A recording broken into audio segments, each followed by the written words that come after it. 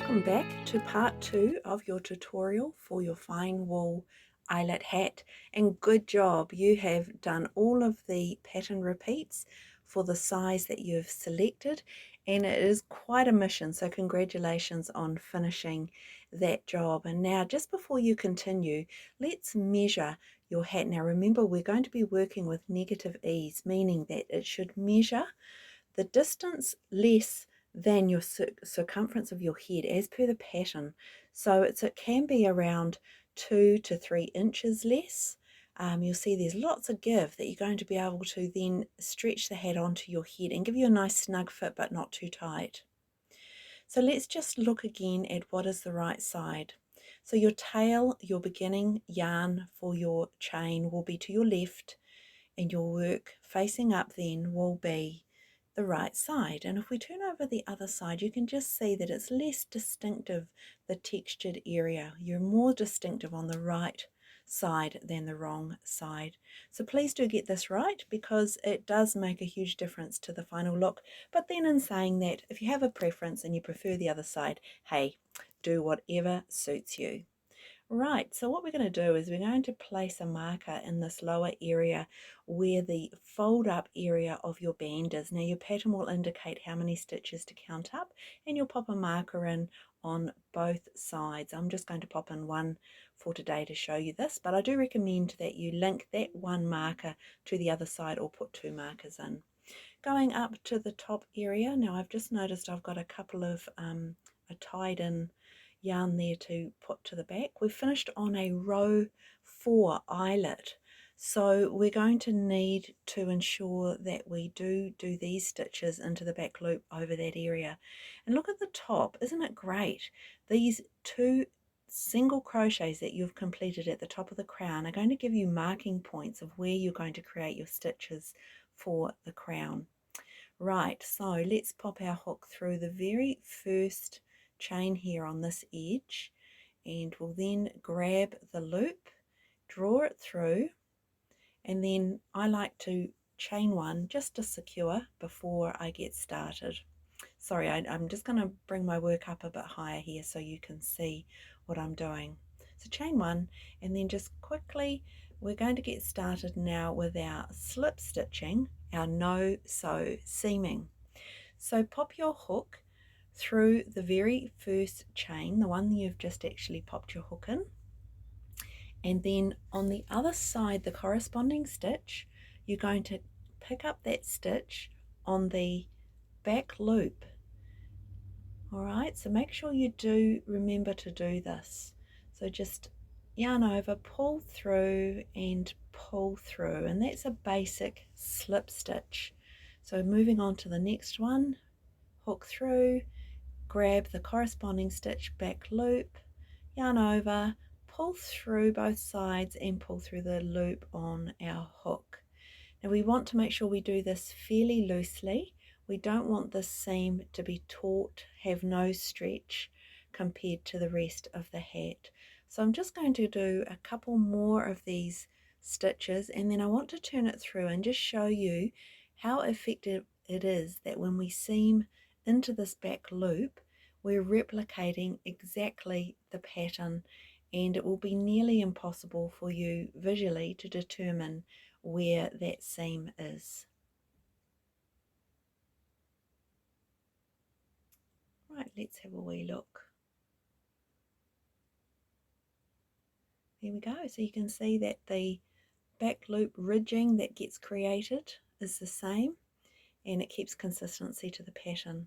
If for some reason you've decided to add a few extra rows, just keep in mind what row you're on, and if it is a row that would normally then be doing a back loop stitch into for the following row, that you'd want to do that. So it just helps to keep your pattern consistent. Right, and continue down to your marker, and once you're at your marker, we're going to just check, yes, we haven't got that too tight. It's quite important. Just pull up your loop, pop your marker out, and then we're going to turn the hat through to the other side. So we've got the wrong side at the moment, right sides together. We're going to turn it the other way, so the wrong sides will be together. The right side will now be facing out. and we will continue then seaming the lower edge. So you can just see that's the seam there. Very hard to tell any difference between them. So by turning it through and now continuing to seam, when we turn our edge up, our turn up of our hat, the seam will be tucked inside. So this just ensures that the seam remains invisible. If you had just continued on down, when you turn up your lower edge, you would then see the seam. Now on this one, we're just going to grab the stitch as per normal, no back loops here. We're just going to take each stitch and seam, slip stitch, and work our way to the end. And again, keeping this relatively loose. Okay, let's have a wee look. See, we don't need to do a back loop on this particular seaming. So from the marker down, it's just standard slip stitching, taking one stitch from each side as you would normally work a slip stitch. Okay, and then as we come through to the end, we're just keeping all of our stitches corresponding. I often find that my starting chain and first few rows are a little bit looser as I get into the work and my tension starts to settle in. But as you seam this, you'll see that you get a nice even finish going stitch to stitch. And grab that last stitch, and on the other side, pull it through and through the loop on the hook, and we're just going to cut that thread. So there, so you can see that seam, that bulkiness there is the seam, and on the other side there of course is the right side, so you don't see it, and when we turn it up you don't see the seam at all. Okay, so let's grab some scissors and trim this thread with a reasonable tail, and we'll do one chain and just pull it right through, and this will tie off. Just give it a tug to tighten it off, and those ends will then get woven in. Great, so now it's time to start on the crown shaping. Okay, so what we're going to do is first of all work out our halfway point. So laying our hat with our seam on the fold, we'll be able to determine where the halfway mark is. Now each row, because it has a single crochet or two single crochets, it's very clear, and you will see you'll have individual little holes that you'll be able to work in order to do the first row of half double crochets, setting up the crown shaping. This is one of the reasons why I do this technique. It not only draws the hat in slightly, but it gives you really clear where your stitching is.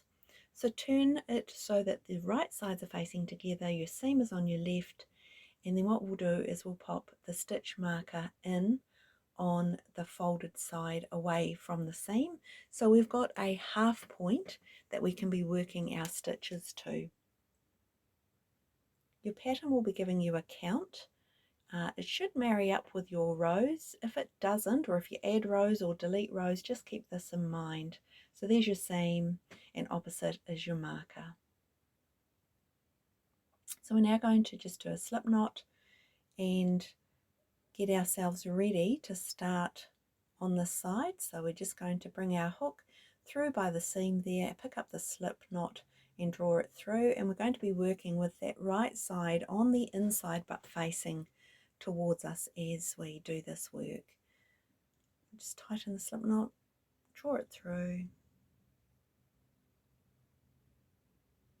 and we'll just do a chain to secure there and get ready to begin the first stage. So another chain to create a 2 chain start, and then we're going to begin with half double crochets working in each of these little holes of each wee position there of the single crochets. This makes the job so much easier, having the positions there. But do take the time when you get round to your marker to stop and do a count or be counting along the way. In fact, if you find it easier, pop a quarter point in. So we've worked right around here, popping in our half double crochet. We're just at the marker point. I've done a count and we're spot on for what we need for this large size. So we've got a couple more stitches to do to be at the marker, and then we'll remove it and continue back around to the seam. So I'm just doing that stitch into where the marker is, pop the marker out, complete the half double crochet.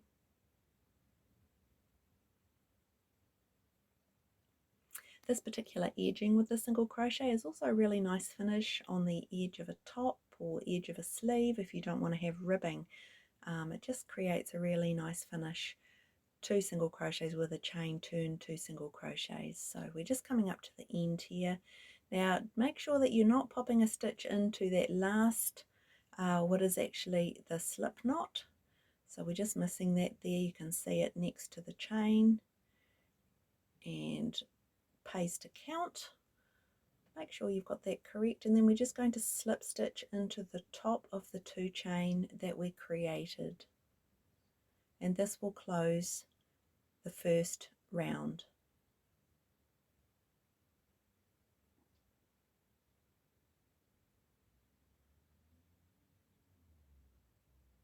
Now we are not going to turn our work, we are going to continue 2 chain and continue round 2.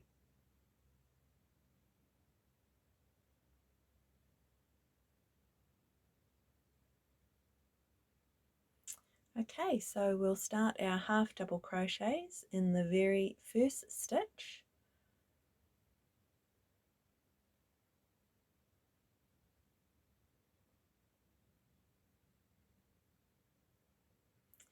And I was just looking at the pattern there as to what my first row is 2 double crochets, and then we're doing a decrease. Now you're going to pick up the front loop of 1 stitch, the front loop of the second stitch, and then treat them as if they were one. Draw your yarn through, yarn over your hook and draw it through 3 and create your normal half double crochet.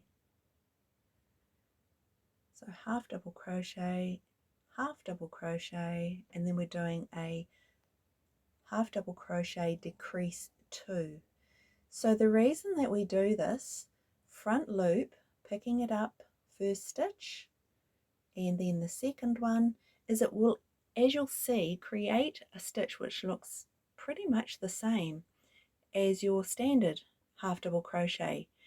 If you are doing a decrease and you do the beginning, go halfway in 1 stitch creating a half double crochet, and then pick up a second stitch and then draw them together like a cluster, you get a little bobble, a little bulgy stitch, which is quite obvious that that is the decrease. This is a great technique, particularly if you like to do amigurumi animals with the single crochet and you can see your decreases. This is one way that you can create a invisible stitch. So we continue working around, right round to the other side there, and as per the pattern we should be in the right position to complete the last few stitches, and we're going to secure again into the top with a slip stitch of the 2 chain we started with. 2 chain, and we're going to continue working each round, decreasing as we go, forming the lovely circular crown which will produce a beautiful fit. As it gets smaller it does get a little bit awkward. Just take your time. We want to keep the work wrong side out, right side in, the right side you're working directly to facing you, until we get right to the very end. The beauty of this is that there is absolutely no bulk, very minor draw up on the top of the head. So this does look beautiful if you prefer to wear your hats without a pom-pom. If you like your hats to be a little bit sloppy and not too fitted around the head, then make the slightly longer size, but do it the circumference to fit for your head. So the amount of pattern repeats will be for your head size. Right, we're just going to snip that off. You can see we've got a fairly small hole. We're just going to do a chain and draw through. And then I'm going to grab my darning needle and we're just going to loop into each stitch and draw this up. So as I was saying about working with a pattern which is a little bit longer than the length you would need, then you can wear this hat by lowering the turn up slightly as well in the way that you wear it on your head to almost give sort of a slouchy looking hat. And of course the back crown, because it's not bulky, just drapes beautifully over the back of the head with or without your pom-pom. So I'm just going to pick up each stitch underneath both of the little lines, the V shape on top.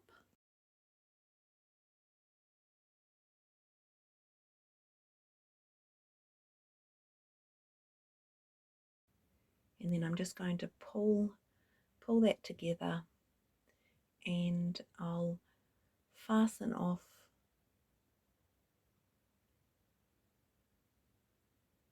just like to catch each stitch and just give a really nice even gathering.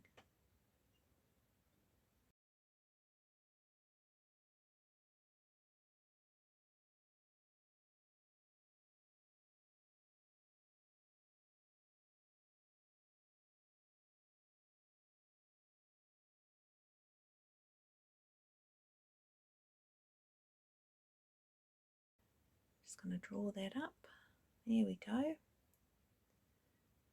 Okay, I just want to make sure I do secure that, so we'll just do a securing knot before we weave in the ends of this.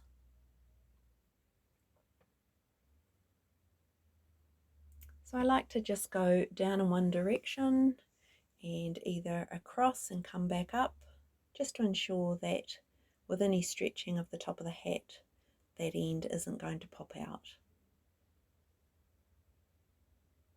And back again. It's well worth taking the time to do this, so do leave yourself a reasonable tail to ensure that you can go back and forth and secure it nicely. And I prefer to work around rather than on top of each area because then it lessens the bulk. So there's a few more ends for me to sew in where I joined a ball, but basically that is your hat finished. Beautiful. I love this pattern. It is just really, really beautiful. It's that beanie look but without the bulk, nice and delicate, and beautiful shaped crown. And that will fit over your head and just give you such a lovely finish. Right, so now it's time to teach you how to do your removable pom-pom using the cord puller or toggle and a pom-pom with a elasticated tie. Now if you haven't got that on there, you may need to attach something. You may need to do something that you're tying rather than elasticating. So just squeeze your cord puller, pop your hook through. This is so simple but such an effective method. And then pop your hook up through that center hole, and we're going to grab then the elastic from our, we call them pom-poms because they're fur pom-poms, and draw it through to the inside. And then we're just going to again squeeze the toggle, pull the elastic through and just pull it right up, and when you release the toggle it has a spring on it, and then squeeze that over the top, spread the elastic up and over the top, and that secures it. So it's nice and easy to hook off if you're needing to launder your hat, and of course you want to take your pom-pom off. So there we go, congratulations. Beautiful work. I hope you've enjoyed that. Would love to have comments below if there's anything that's come up for you as we were making this. And of course this is a paid pattern, and this is the tutorial that supports my lovely creatives that have purchased my pattern. Thank you so much.